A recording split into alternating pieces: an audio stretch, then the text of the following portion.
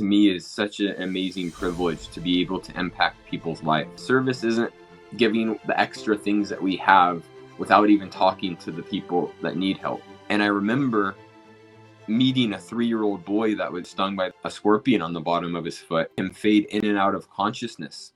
And there's no hospitals to take him to. It really motivated me to use my education, to use my career, my connections, letting everyone know. Often I think if you can't change something about the world, at least share it with everyone you know. Delivered motivational speeches in more than 40 countries. He's the founder of Help for Refugees, helping refugees recover and thrive. He helped raise more than $100,000 for Syrian refugees. Welcome, Jordan Hattar.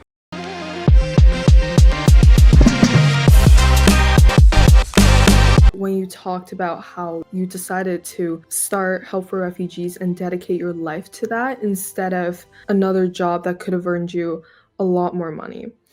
Was this the dream career when you were little? Oh, absolutely not. My dream career when I was a kid, I wanted to play in the NBA, right? So I'm named after Michael Jordan. But became a dream career. I love doing this work, helping survivors of the earthquake from 2 years ago. The people that we help are not being helped by anyone else. And that to me is such an amazing privilege to be able to impact people's life. So it became a dream career. I love doing this work. You seem to empathize a lot with those who need help. How did you develop that great amount of empathy? Everyone in this world, I think, wants to help others in some capacity. And so a lot of it comes down to, well, where do you start and how do you help? And I had some really good role models when I was in high school and starting college. Deng John Kutch, who I lived with in South Sudan at 18, and Carl Wilkins, the only American that stayed in Rwanda during the '94 genocide. And having these two role models really changed my life. They showed me what service is. Service isn't giving the extra things that we have without even talking to the people that need help. It's one, relationship building and investing your heart and time into learning people's stories. You're not walking in front of someone, you're walking side by side. And probably the most important thing is that my idea of why I do this is because it's just chance where we're born. Yes, of course, when we were given this life, our choices determine a lot of different paths. During my gap year before university, just taught me, I could have been born in South Sudan, and what privileges, what opportunities open to me in California and around the world now wouldn't have opened to me, no matter how talented I was, no matter how gifted I was.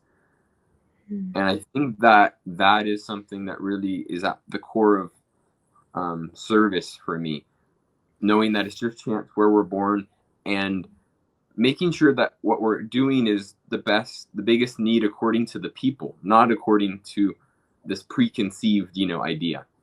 You mentioned how you really have to invest the time to get to know the people and understand their needs. When you try to understand individual stories, do you prioritize quantity in terms of you talk to more people or quality? So you talk with them for a longer period of time. Great question. Definitely quality. It's putting your authentic self, as a speaker, it's emotional to talk about the topics. It's real. It's not just, clicking next on a slideshow. These are real stories of people that I'm currently all still in contact with, at least most of these families. And this is real life. There's real pain and real suffering in this world. So for me, it's not about, how long I speak but it's really about, bringing my authentic self and trying to make genuine connections because, when I was in high school, I didn't know about what was going on in the world. I think it's not that people don't care, it's often that people don't know. And I'm not wanting to convince someone to think a certain way. I'm just trying to share a different perspective. Yeah, I definitely see how you more so show instead of tell high schoolers when you go on school tours about what exactly is going on um, in terms of like the experiences of refugees when you show like videos instead of describing what is happening.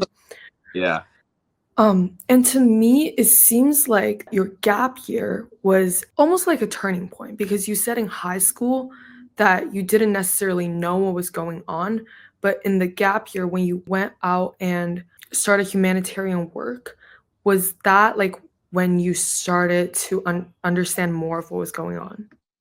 absolutely, Selena. So I had this passion. I wanted to really, I was eager, I was curious about the world, but you can only learn so much in a book and watching documentaries. And then living in South Sudan, at the time, 1 in 7 children didn't make it to the age of 5.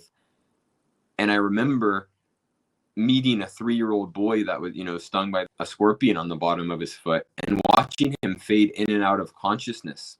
And there's no hospitals to take him to. And you realize this is so unfair. And it really motivated me to use my education, to use my career, to use anything, to use my connections, my letting everyone know. Often I think if you can't change something about the world, at least share it with everyone you know. And that's what I was trying to do after living in South Sudan.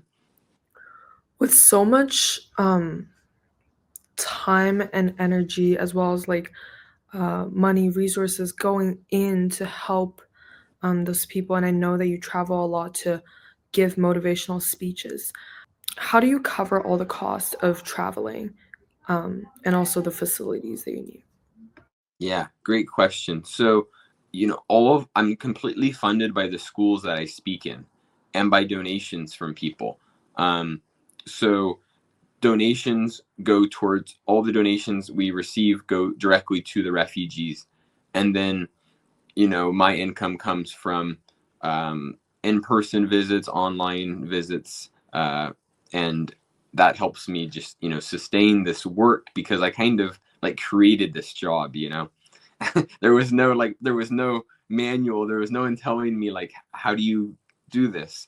And so if I had to figure it out, just kind of myself, trial and error. What did you learn in university, and did that help you with your humanitarian work? I started, after South Sudan, I was like, okay, I'm going to study. After living in South Sudan, I thought I'm going to study African studies. And I started studying African studies, and it was, at least at my university, it was more like cultural, and I wanted to really learn more on how we could help. And so I changed my major to international studies, and it was kind of like the change the world major. Everyone in there was really just driven to see how they can make an impact. So it definitely helped, with my work in government and then now with humanitarian. Would you say that where you went to undergrad mattered for your future of starting this nonprofit? 100% absolutely not. Um, but what matters is your attitude in undergrad and what you put yourself into, in terms of opportunities, your mindset. I went to a university that many people around even the US, let alone the world, have not heard about, Long Beach State. If I could have gone to Harvard or Long Beach State, I would still have gone to Long Beach State. It was perfect for me, and it gave me the opportunities I needed, to develop who you are. I think that's a lot about what university is, figuring out what path we want to choose in life. So, yeah, I think it's really more about your drive and your values that matter in university. Hmm. And going back a little bit to the work helping Syrian refugees, what exactly was the opportunity that led you to help people in Turkey and Jordan specifically? Because you were working in Sudan, and then what opportunity gave rise to that? Right, exactly, Selena. So it's a great question because it's not like I just looked at the map and closed my eyes, right? I It's stories, learning people's stories. So started working in Jordan because my Arabic professor in university, the first Syrian I ever met, learned about what was, family members of hers that were killed in Syria and learned about the humanitarian situation with refugees. And so that motivated me to take a semester off university and go to Jordan. And I really believe what Deng John Kutch told me when I was living in South Sudan. You know, you don't always need a specific skill to make a difference, just a heart. And so I thought, okay, well, if all I need is really a heart, let's go to Jordan and see what I can do. That was killed during the earthquake. And he helped. I said, if I get to Turkey and deliver, you know, and raise some money and then help some families, could you help me get a translator? You know, I'm just coming in with no experience in Turkey. He helped me translator. I got to Turkey. I thought I was going to stay 1 week, you know, and I ended up staying many months before I left. I'm back here in Turkey, you know, revisiting with the same families and helping some of these families still try to thrive. Yeah. What was your first donation? How did you get that first donation? Do you remember? Oh, that's a good question. I remember in high school doing a fundraiser in my community, and I asked what resources are in front of me, my basketball team. So I asked the guy on our team that had a restaurant in our small town in California. I asked his dad, wrote a letter, handed it to him, and he said, okay, we can donate 75 plates of dinner. And we charged each person, you know, $50 or $40 per person. So that's, you know, that's a good amount of money right there. Then we had a silent auction. Then we had the guy I was living with and going to live with in South Sudan come and speak. And everyone started to really understand, you know, what we were doing. So we raised over $3,500 that night, and turning that into mosquito nets and books for Deng's village in South Sudan. That's a very good idea for how to fundraise. And I remember going to all I had a letter that I, you know, printed out, and I would go around to the different businesses and ask them if they can make a donation to our event. A lot of them said no. It was really, you know, but I went to hundreds, and I didn't let the failure get me down. But we got about 20 different businesses, from ice cream stores that donated, you know, a $25 gift card to, you know, a winery or a different group of people that wanted to make a financial contribution. So, you know, it's kind of like you have nothing to lose. You know, you go out and you tell people what you care about, and you're prepared for no, but you go in with a positive attitude. And just to make sure, did you say you went to like hundreds of stores? It was probably close to, I would say, close to 100. Yeah. That is a lot of stores. And like, I tried doing something similar, and I mean, the rejections, honestly, there are people who are gonna accept, but also there are a lot of rejections. How do you not let that like bring you down? A lot of it's learned, and a lot of it's, you know, it's how we view ourselves too. And I think we can develop resilience. And I think I don't take it personally. It's like, oh, they just don't understand. If they knew the people that it was saving the lives of on the other end, and changing people's lives in huge ways, I think anyone would want to help. But I would do it with like a friend or a family member often. I wouldn't often go by myself. I'd drag other people along. And we would just go from business to business. It was teaching me speaking skills without even knowing it. You know, approaching a business, being concise, 15 seconds. What is the biggest challenge you faced when you started or while running Help for Refugees? Probably at the origin of when I started Help for Refugees, and I was part of a group that was fundraising money for these container homes to go to refugees in Jordan that were living in tents. And after the group fundraised, I was the college student on the ground that was supposed to take the money and turn it into these homes. And the organization that we were partnering with, and this was before Help for Refugees started, they didn't give me the money to turn into homes. They just donated it to the general UN fund.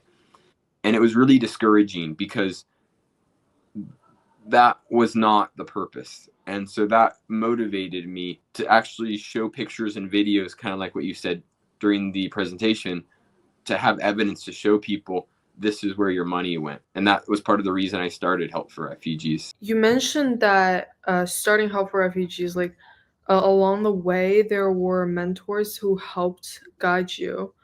Um, how did they open your mind? I remember at 18 years old seeing Carl. I was on a speaking tour with Carl Wilkins after I lived in South Sudan. And I remember he would open the car door, the passenger door for me. And I thought, that's interesting. Like, I always pictured that would only happen on like, a date. This guy's like a father figure to me. Why is he opening the door for me? And he opens the door for everyone. It's just who he is. And I thought it was like, oh, I would be embarrassed to do that. And then I started like doing it, and I was like, actually, this is an amazing way. It's small, but it's just, I had someone to look up to, right? And then in South Sudan, Dang giving up his own bed and sleeping on the floor for other people. It's just really selfless people. And the other thing that really helped form, I think, who I was, is that they taught me that a small impact can be huge in someone's life, and there's value in even, helping one person.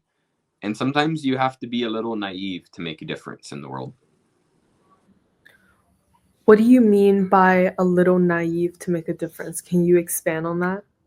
Yeah, I think if we just think, oh, what difference does something make? There's other organizations out there that are helping in Turkey. I don't speak Turk.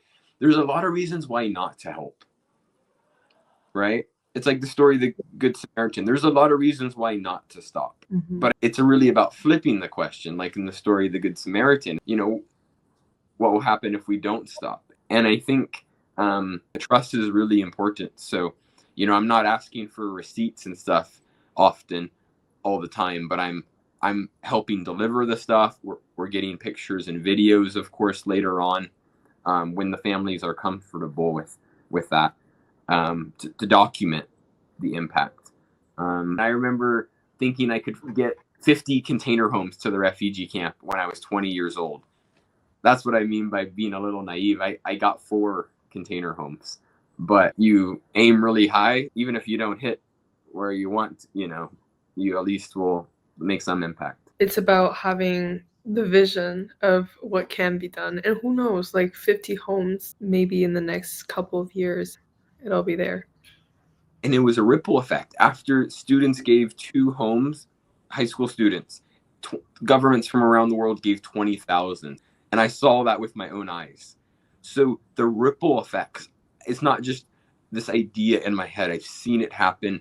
I know that the students were some of the first ones to give these container homes. How shocking is that? And what percentage is it because the students, but they set a precedent. And Mrs. Obama, when I interned in her office, I remember one of her speeches, she said, lead by example with hope. And I think that's what I also mean by being a little naive to make a difference. Just lead by example and then see what else happens in this world that you don't control. What does success mean to you? That's a great question. Success to me is practicing to my values of resilience, empathy, kindness. When I was about 22 years old, I had this dream internship, I thought, in New York City, interning with the Clinton Foundation, Bill and Hillary Clinton Foundation. And yeah, it was 42nd floor of the Time and Life building, Avenue of Americas, and it was dreamy. We had all these celebrities like 50 Cent and different people coming into our office, but my work was not meaningful for me. I was on an Excel spreadsheet a lot, and there wasn't much room and they were doing stuff in that foundation that applied to the refugee camp that I already had experience in, but they didn't want to let me even just sit in on meetings and stuff. And so I left that internship, and there was a quote on my desk that my mom wrote for me. It was a quote by Maya Angelou, and it said, "Success is liking yourself liking what you do and liking how you do it. Success is liking yourself, liking what you do, and liking how you do it. And I remember staring at that quote and thinking, I got to leave this internship. And I handed back the laptop from the foundation. I had no idea what I was going to do next. And it was one of the best decisions I ever made when I look back on it. And none of the people in my life supported that decision. Not even the mentors that I told you about earlier. I reached out to Carl Wilkins. I reached out to people I trusted, But sometimes you have to listen. You only yourself knows. Sometimes, and that was one of the first lessons. Like first times I really listened. I felt like to my heart there. You mentioned about how you have to enjoy what you do. Do you enjoy working on help for refugees all the time? Well, it's an interesting question. There's a documentary called The Great Debaters. In the movie, it said sometimes you do what you have to do so you can do what you want to do. And often in my work, you don't always love everything you do, but it's about, as you said earlier, the vision and knowing the overarching goal. Like right now, I've got this 17-hour drive across Turkey and meeting different families that have relocated, Syrian refugee families. And am I looking forward to this 17-hour drive? No. But do I see value in this trip? And is it making impact, in some of the biggest needs of other families? I do believe that. So there's times when you're down, you're questioning yourself and you're questioning, your work. And that's okay as well. Thank you so much for spending the time out of your super busy day. I hope everyone who listens will get inspired as well.